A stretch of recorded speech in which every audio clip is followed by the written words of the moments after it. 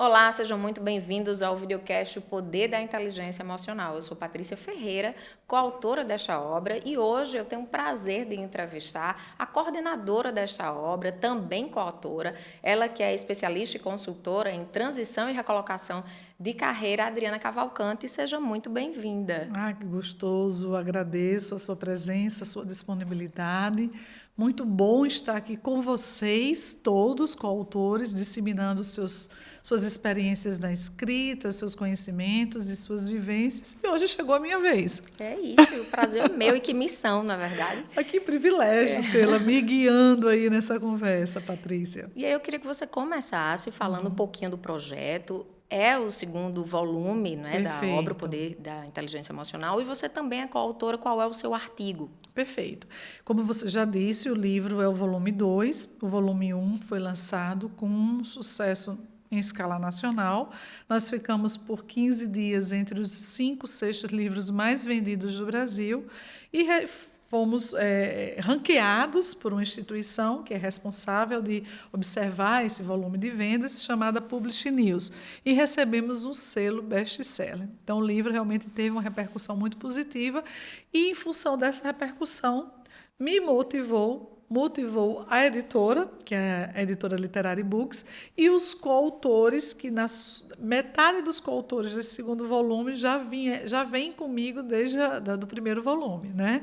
Então, é sim uma continuidade, trazendo a matriz do poder da inteligência emocional, agora destacando essa competência como essencial no futuro das empresas e das profissões.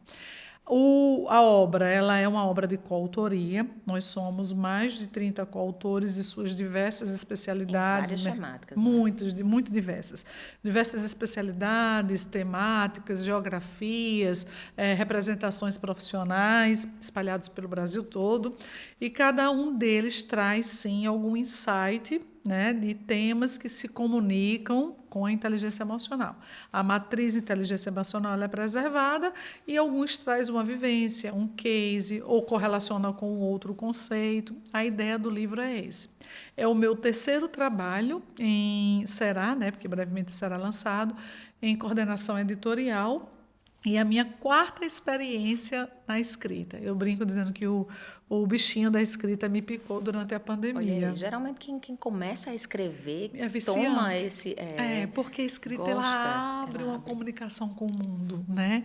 E ali você se aproxima, as pessoas interagem, você cria um senso de pressentimento com a humanidade mesmo, com a sociedade, porque quando você... No caso de todos nós, por óbvio, né, fazemos com muito cuidado, com muita curadoria, com muito capricho, com muito planejamento, gera um impacto muito positivo. As pessoas se identificam com alguns conteúdos, né, e lhe retribuem através de comentários, enfim, de convite, e você percebe que a sua contribuição ativou no mercado e que sua presença vai ali acompanhando esses movimentos que estão lhe chamando, estão o tempo todo lhe prospectando. E vai criando uma identidade, né? Vai, porque Patrícia. Você compartilha um pouquinho do seu conhecimento e da sua vivência ali, que é única, mas que numa coautoria... Alguém se identifica, né? Isso. Tem alguém lá do outro lado, né? Folheando o livro, lendo o livro, que disse assim, eu passei por isso, ou eu tenho medo de passar por isso, ou eu conheço alguém que tenha vivenciado isso. O meu capítulo fala sobre o impacto da inteligência emocional nas jornadas de carreira. Eu trabalho com assessoria de recolocação e transição de carreira, recolocação profissional e transição de carreira. E aí, qual é a diferença? Eu quero que você, no meio, comece a explicar isso também, a diferença entre transição e recolocação. Já tem 15, vai completar 15 anos e eu estou absolutamente convencida da importância da inteligência emocional para o sucesso profissional de todas as pessoas que estão inseridas, não somente no ambiente corporativo, mas em qualquer atividade profissional que seja. Respondendo a sua pergunta, para depois avançar um pouquinho mais nessa relação inteligência emocional-carreira, a recolocação profissional é de uma forma muito simplória, tá, Patrícia? Profissionais que sabem para onde querem ir, estão buscando um novo emprego. Ou porque foram desligados, ou porque estão insatisfeitos com o salário, ou porque estão insatisfeitos com a chefia, ou porque estão insatisfeitos com a cultura da organização, ou por uma mudança, enfim, por alguma outra circunstância. Essa é a recolocação. Alguém Ele está se mantém buscando na mesma área. se mantém na mesma área, né? Ou com pouquíssima diferença de uma área muito próxima, muito correlata. A transição é aquele profissional que ele vai assumir uma nova roupagem, uma nova identidade profissional, e que muitas vezes ele nem sabe qual é. Quando, poucas vezes eu diria, ele vem discernido, resolvido. Olha, eu trabalhei o tempo todo na justiça, mas agora eu quero trabalhar na publicidade, eu quero ir para o direito, ou eu quero ir para a criação, eu quero ir para a engenharia. São áreas bem distintas. Essa é a transição. Ele vai se desfazer daquele histórico, daquele repertório do passado profissional dele. Se ele não souber, ele vai ter que ter uma metodologia, um guia diferenciado para que ele, né, enfim, amplie a consciência dele, para que ele conheça novos mercados antes de fazer a escolha definitiva. Ele tem vários recursos que ele vai ter que se apoiar até fazer a nova escolha. E essa é a transição propriamente dita. Ou na melhor situação, ele já sabe para onde ele quer ir. Abandono tudo e eu vou atrás daquela nova carreira. Mas, mesmo assim, ele vai precisar de uma identidade nova e eu o ajudo a construir essa nova identidade, preservando o que há de necessário naquele histórico dele e há como, sim, se resgatar muitos pontos importantes. Ele não precisa se despir, eliminar de toda 30 anos de vida dele, 40 anos de vida. Quando eu falo 30 a 40 é bem proposital, porque os 40 a 50 ele é bem definitivo. Bem crítico também, não é? Temos alguns momentos, sabe? Maternidade para as mulheres é um momento bem pontual e essa faixa dos 50, eu acho que é quando a gente está bem maduro e bem encorajado de tomar algumas decisões, principalmente preservando o bem-estar. E aí eu quero que você, quero chegar no seguinte ponto. Você falou aí sobre essa transição, sobre a recolocação. Hoje é mais comum termos mais uma recolocação ou uma transição? Olha, As pessoas estão mais abandonando aquilo que elas estavam fazendo porque, de repente, estão perdidas ou porque estamos, e aí vamos entrar mais à frente nessa questão, que vem aí a automação, inteligência artificial, sim, perfeito. né, novas fases, novos empregos, novas profissões. O que é que está sendo mais comum A hoje? transição está mais quente. É uma pauta mais quente hoje, mais aberta, mais expandida, mais dialogada. As pessoas, eu acho que elas mudaram alguns critérios, critérios de posicionamento de vida. Né? Eu estou com 52, então eu fui de uma geração que eu tinha que ter CLT, que eu tinha que trabalhar para ganhar dinheiro para botar dentro de casa. Hoje, certamente, o meu filho, as escolhas dele não serão pautadas nas minhas escolhas. Ele vai preservar o tempo de lazer, ele vai preservar a saúde, o bem-estar, a alegria, as companhias. Ele é quem vai escolher o ambiente que ele vai trabalhar, que não necessariamente é um ambiente que atenda todo aquele padrão de processo seletivo, de contratação e de crachá. Ele pode ter uma atividade profissional independente de um crachá. Então, lhe respondendo, eu tenho sido muito mais provocada por profissionais que pensam em uma transição, mesmo que eles me cheguem inconscientemente, olha só, eles muitas vezes me chegam inconscientemente por uma demanda de recolocação. E se descobrem outras. Se descobre. Ele se descobre que ali ele não foi feliz, que ali ele não quer perpetuar a vida dele, que ele não quer trabalhar, por exemplo, no regime de escala, que ele não quer ter privações de final de semana. E aí eu falo o pessoal do turismo, o pessoal de eventos, o pessoal dos hospitais, né, que estão muito mais sujeitos a essa condição.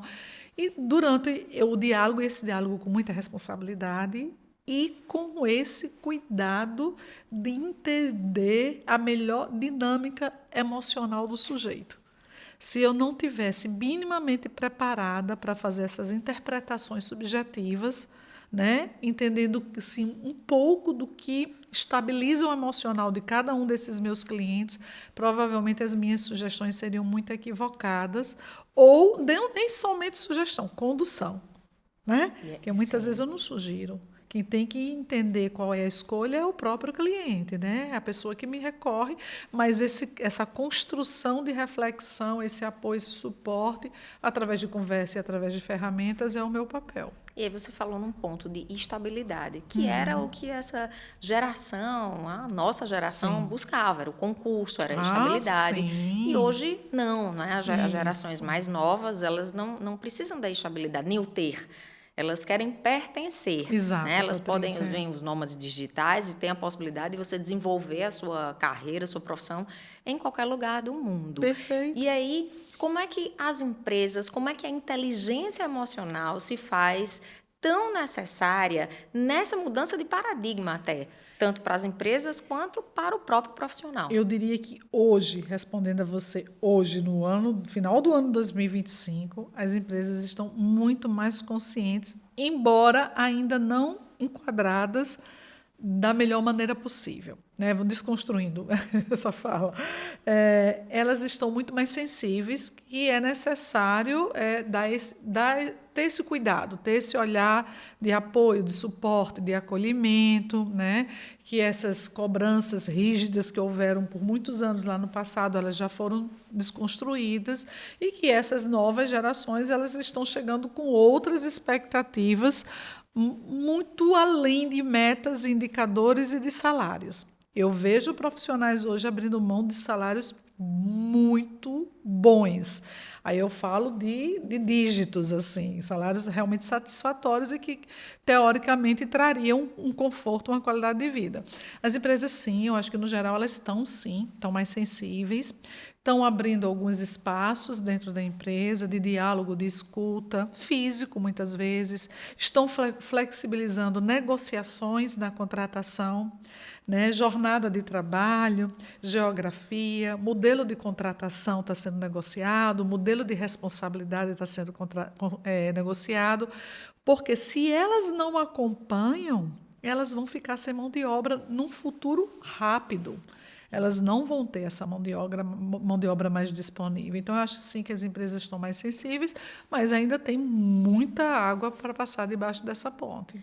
E os profissionais, como é que você vê a importância dessa inteligência emocional aí no dia a dia? Então, Quais são as habilidades? Qual é o que você mais, na sua visão, você mais enxerga de necessário numa pessoa que está iniciando uma carreira, fazendo uma transição ou uma recolocação? Patrícia, assim, eu poderia lhe responder somente citando os relatórios, porque nós temos pesquisas assim, suficientes que constatam a importância dos soft skills. Então, aquelas competências técnicas que lá na minha época, que estava no meu processo de desenvolvimento profissional, era o curso da datilografia, o curso de informática. Não. Hoje em dia, se espera muito além, é a capacidade de resistir, de dialogar, de conversar, de flexibilizar, de colaborar, né, de compreender essas questões muito mais subjetivas. É o que também, trabalho em coletivo, muito, né? muito. Desaprender, Colaboração. Adriana, reaprender, porque nós temos convicções e aprendemos a fazer algo ali a vida inteira, e essa possibilidade de reaprender é uma competência importantíssima. E é nesse processo de reaprendizagem que surgem as maiores riquezas possíveis. Quando eu disse a você, os relatórios já indicam isso, tá?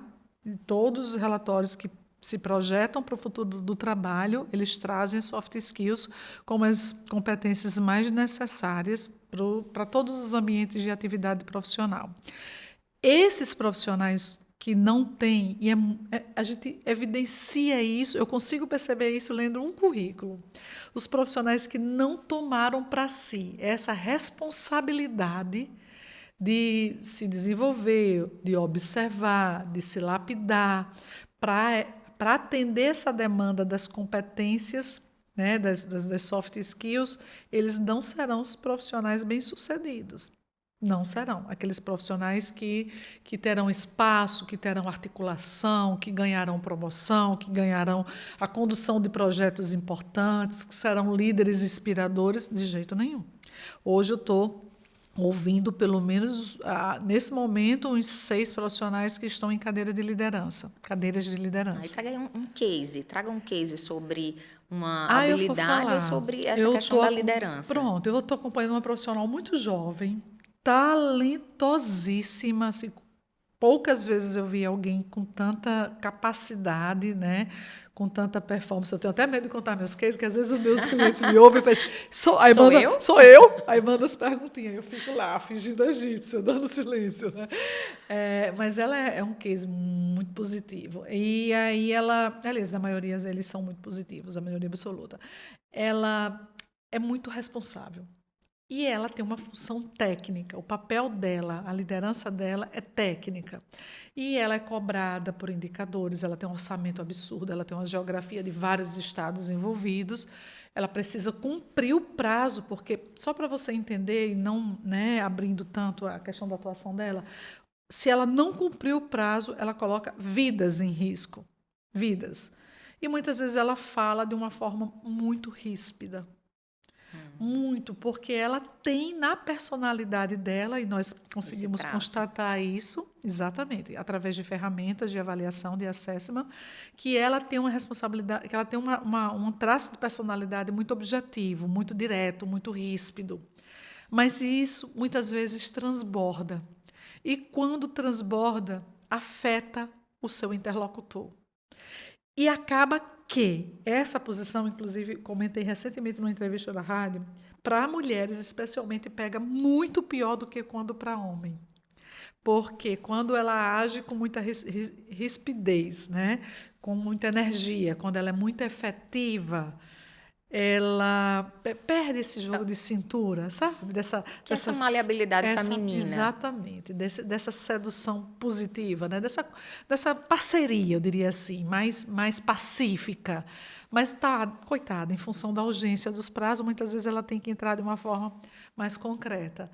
Ela vai perdendo o público, ela vai perdendo o time, a equipe dela tem uma rotatividade alta, né? As pessoas se desinteressam em entrar em projetos que ela esteja à frente, embora os resultados sejam muito bons, ela cumpre todos os prazos, todos os orçamentos, o cliente fica satisfeito, mas no convívio ela acaba ano a ano se dissipando um pouquinho e se distanciando de oportunidades de crescimento e de ascensão. Ou seja, existe então uma diferença ainda do posicionamento feminino e do posicionamento masculino. Veja bem, nós falamos de duas questões aí. Nós falamos de uma competência, né, relacionada à inteligência emocional, acolhimento, escuta, comunicação, principalmente, né, e associado a isso o histórico de dificuldade da mulher no papel de liderança. Sim. Entende? E o que é que eu converso sempre com as meninas que são gestoras, né? Utilizem as melhores competências da mulher. Nós temos competências que os homens não têm e vice-versa. Competências, né, dessas mais subjetivas. A mulher, ela é mais acolhedora, ela é mais apoiadora, ela reforça melhor, ela ensina, inclusive, melhor, ela tem essa disposição para a didática. Esse lado maternal mesmo, esse lado do cuidar maternal, justamente. Pouco, né? Utilize isso como a veia da sua liderança, como a bandeira da sua liderança.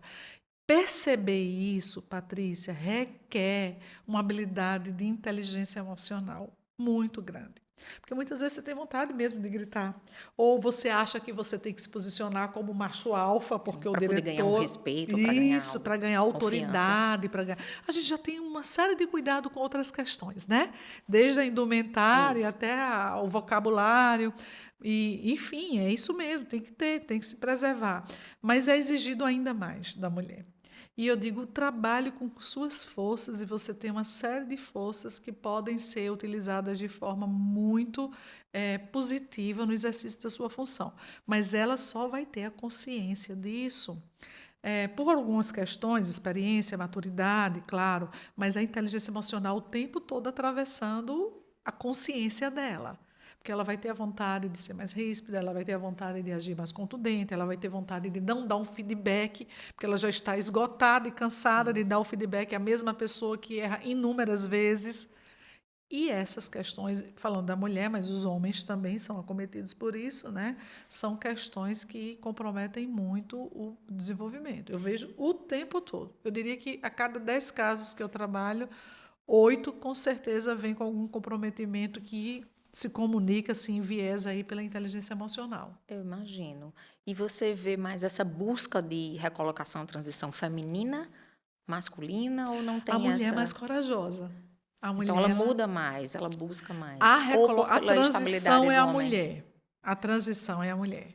Mudar de carreira, resetar a vida, Até né? porque muitas vezes é ela que tem que abrir mão também ainda, né? Muitas De vezes algum é emprego do marido, é viagem do marido, é transferência do filhos. marido, é a maternidade, tem várias questões, mas de fato a mulher está muito mais sujeita a essas questões. O homem, ele é ainda a maior parte nos projetos de recolocação. A maior presença nas demandas de recolocação é o homem. Mulher costuma ter mais estabilidade. Eu estou falando, é uma observação minha, eu não estou apoiada em nenhum indicador, em nenhum Sim. relatório.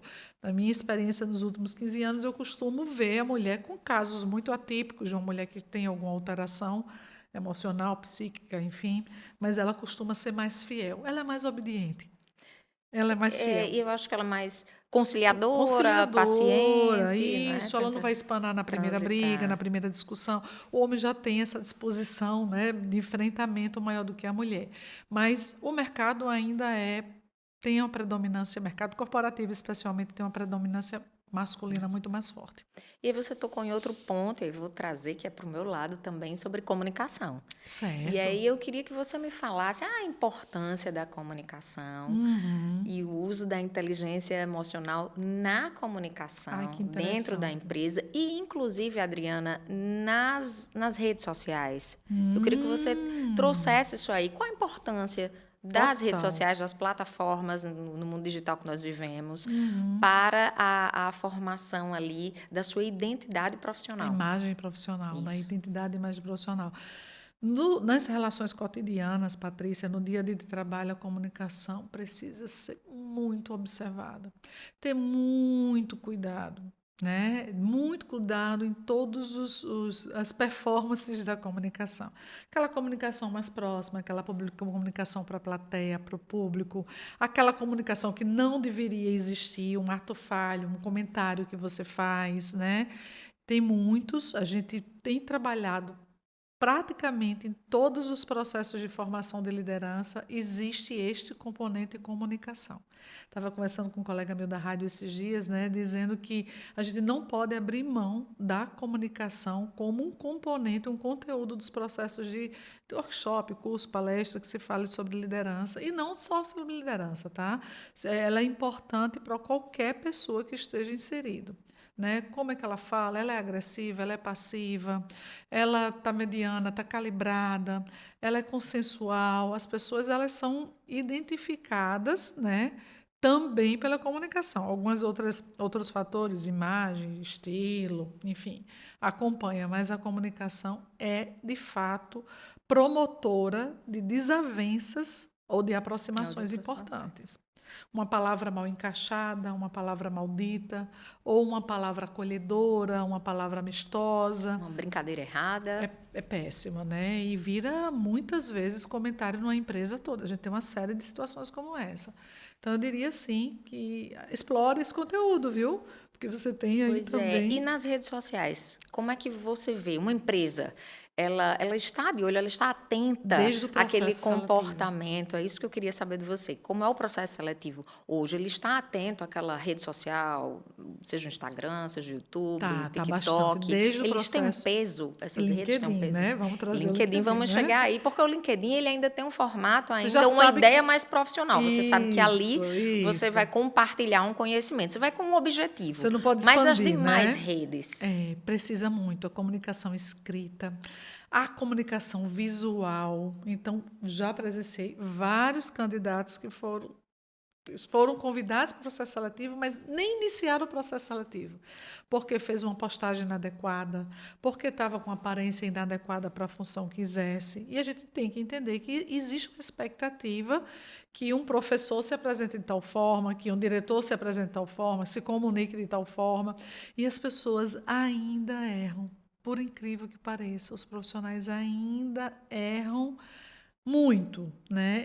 Eu acho que aí seguiríamos por um outro caminho, a falsa segurança que as redes nos Ou dá, uma falsa uma intimidade falsa também que ela intimidade. propõe. Às vezes a pessoa está ali querendo ser mais Exatamente. despojada, mostrar muito, não é? Porque ela É vai ali no jogo da trend, no viral, em isso, performar, porque a rede social também isso. tem um pouco disso. E E aí, muito. na sua visão, esse Não, cuidado com essa performance. eu tenho certeza absoluta. Nós temos líderes incríveis que são excelentes comunicadores utilizando essas plataformas e nós temos cases desastrosos e alguns até engraçados. Eu não sei se você lembra do carnaval do ano passado. Alguém, esqueci o nome da empresa, mas uma moça jovem de início de carreira, ela fez uma publicação. Estou rindo que toda vez que eu lembro, eu acho engraçado. Ela fez uma publicação no Instagram da empresa Ai, dela errada. bêbada, Pois brincando no é. carnaval. Acho que estava na Avenida Paulista, estava em São Paulo, Carnaval de São Paulo. Mas, assim, foi uma coisa hilária, que viralizou. Porque, obviamente, que ela foi perdoada, que não foi proposital, mas deixou a empresa numa condição, assim, desconfortável, né? E aqueles que são as publicações e as aparições intencionais desastrosas, elas não têm segunda chance. No É, way. é, Pega porque seu banquinho, filha, e saia de mansinho. A é história é verdade, essa, né? né? Então, assim, o que é que eu digo para as pessoas? Utilizem as plataformas, mas utilizem, inclusive, como uma possibilidade de promoção, de exposição, de aproximação. E tenho exemplos positivos, tá? E acho que às vezes também o silêncio em alguns momentos até cabe, porque Sim. muitas vezes a pessoa quer tanto se envolver com alguma temática, demonstrar uma opinião, porque isso também ficou É muito delicado, comum no né? digital, né? O excesso de opinião. É delicadíssimo, muito delicado, muito delicado. E fica ali o rótulozinho. Na empresa todo mundo sabe, né? Nos corredores todo mundo comenta, o RH comenta. Então, imagina que a empresa tem inúmeros comitês, grupos de compliance, grupos de sustentabilidade, diversidade e inclusão. Como é que eu vou botar uma pessoa crítica? Como é que eu vou botar uma pessoa afrontadora, intolerante, para sentar numa cadeira num grupo de diversidade? Não vai ser um preconceituoso, não vai Sim. sentar ali, né? E ele demonstra, ele vai estar demonstrando o tempo todo, através também das plataformas, que é isso que a gente está discutindo agora, mas também no convívio dele. E aí você falou no LinkedIn, o LinkedIn já é uma plataforma bem voltada para o Bastante. mercado profissional. Uhum. Como é que está o LinkedIn? Qual é o peso, a importância do LinkedIn para quem está nesse processo de transição, recolocação, ou quer compartilhar mesmo o seu Perfeito. O conteúdo, o seu LinkedIn, conhecimento? ele é a melhor vitrine para o ambiente do trabalho. Se você mira sua prestação de serviço, seja no regime de PJ, ou seja como CLT, né? Se você tem intenção em se inserir no ambiente corporativo, né? Se empregando ou vendendo seus produtos ou serviços, o LinkedIn é a vitrine mais consistente e mais séria que existe. É um convite que eu faço a todas as pessoas. Aliás, na minha assessoria, o LinkedIn entra como um componente curricular, né? É necessário ele estar, porque aquele ambiente já está muito calçado, está muito consolidado. A ferramenta foi criada em 93.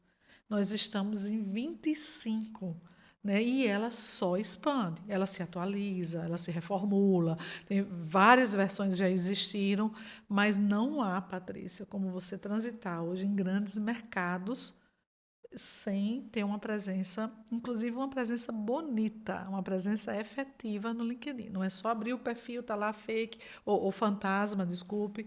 Não, é você estar dialogando com o seu público, é você estar representando a empresa que você trabalha, o produto que você defende, o serviço que você vende. Então, e nessa plataforma, mais do que as demais, o nível de exigência é muito alto.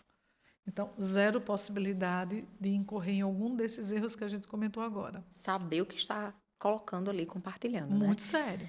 E aí, já estamos aqui chegando ao final, mas eu queria fazer mais uma pergunta em relação às gerações. Como é que você vê essa nova geração? A Sim. presença dos futuros profissionais, dos nativos digitais, né? Eu Do tenho profissional uns. mais jovem que está entrando aí no mercado. Ó, Quais são as Patrícia, competências e como é que é a presença deles? eu sou bem otimista.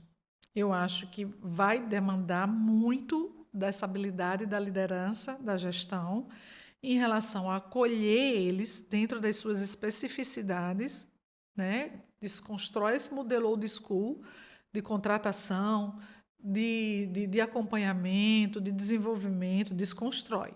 Eles não vão ser incentivados por salário, eles vão ser incentivados por cultura, fit cultural, por ambiência, por intencionalidade, por propósito. Essa é a nova geração.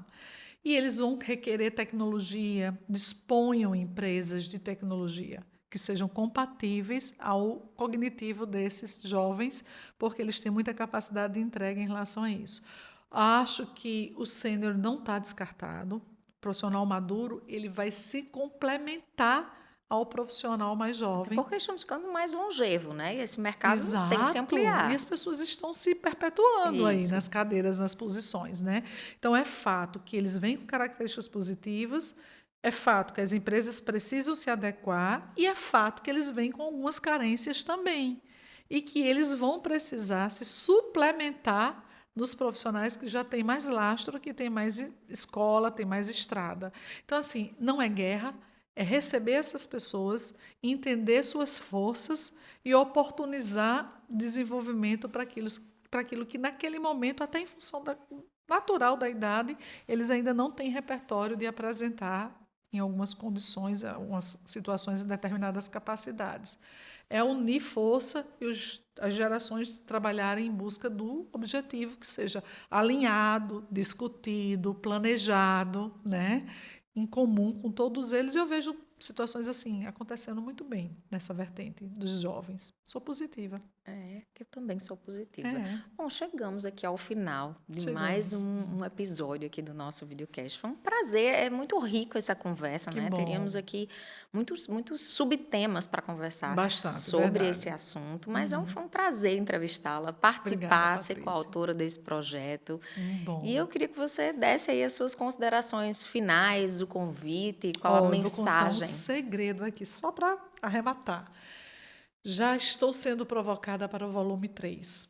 Já recebi Olha um aí. recado hoje da editora que alguns profissionais de mercado, vendo aí essas campanhas, né, que estamos E vendo fazendo, o né? retorno positivo, né? Isso, o anúncio aí do lançamento agora para o início do mês de dezembro. Alguns profissionais estão se habilitando como futuros coautores, né? Isso me traz um sinal aí da receptividade, da necessidade de perpetuar esse conteúdo. Então, acima de tudo, o meu convite é quem tiver interesse, se junte a nós.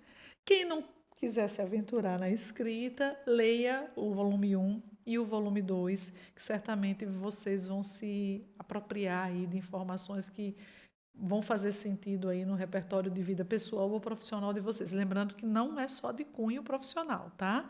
Nós temos muitos profissionais contribuindo, mas na vertente pessoal, no propósito, né, de vida, tem muitas contribuições importantes também. É isso. Para mim também está sendo a primeira experiência na obra, um prazer enorme falar sobre comunicação e linkar com a inteligência emocional, Que com a bom. área de comportamento e de consumo, né? Então, eu tenho a agradecer também. Que seja Ah, um a gente está sucesso, convidar feliz. todos para ler o livro, Lançamento para para o leitura. lançamento, que em breve também vamos divulgar a data. E agradecer a audiência, pedir para que acompanhe, tem o videocast tem vários episódios, não é, Adriana? Com Já, vários sim. profissionais e com várias temáticas aí, todas muito interessantes. É isso. Agradecer a presença e até o nosso próximo encontro. Tchau, tchau.